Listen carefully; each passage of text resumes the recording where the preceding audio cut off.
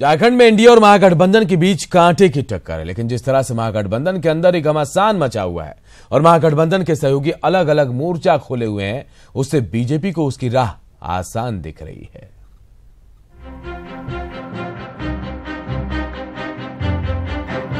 झारखंड में बीजेपी 13 और आजसू एक सीट पर चुनाव लड़ रहे हैं। बीजेपी के सामने 2014 की जीत को दोहराने की चुनौती है, लेकिन पार्टी को यकीन है कि उसने जो तैयारी कर रखी है उसके सामने महागठबंधन कहीं नहीं टिकेगा।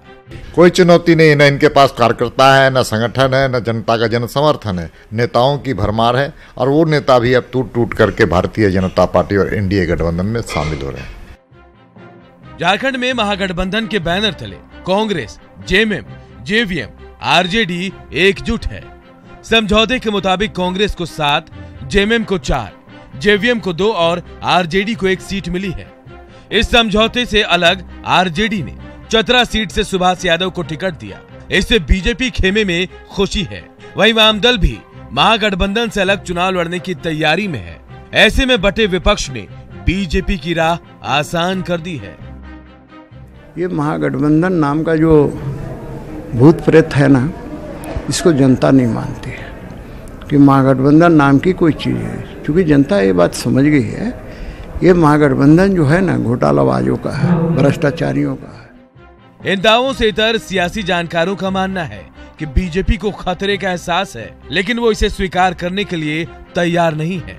वो हर सीट पर विपक्ष की रणनीति का काट निकालने की जुगत में जुटी है। राजेश कुमार, न्यूज़ 18, रांची।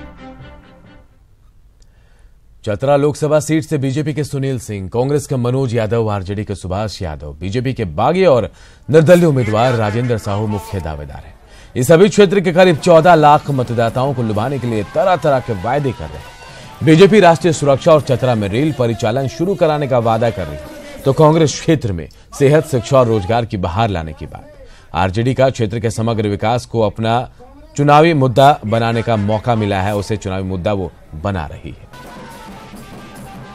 और खास करके तब जब कांग्रेस ने अपना घोषणा पत्र जारी कर दिया, उसके बाद देश का परिदृश्य बदल गया है। 2 विचारधारा के लोग सामने हो गए हैं, एक राष्ट्रवादी लोग और दूसरे राष्ट्र विरोधी, जो देश के विरोधी हैं, ऐसे लोग।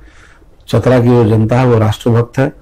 जो आज तक बीजेपी सरकार जो नहीं किया वो कर दिखाऊंगा चतरा लोकसभा क्षेत्र में, जैसे बेरोजगारी दूर करना, महिलाओं को सुरक्षित रखना, गरीब किसानों का मदद करना। हम लोग के यहाँ बाईपास का जरूरत है, बाईपास हम लोग बनाएंगे और जो भी समस्याएं यहाँ का होगा, जो माननीय सुनील सिंह जी नहीं किए हैं, कोशिश हम लोग करेंगे कि उस काम को भी पूर्ण काम करने की कोशिश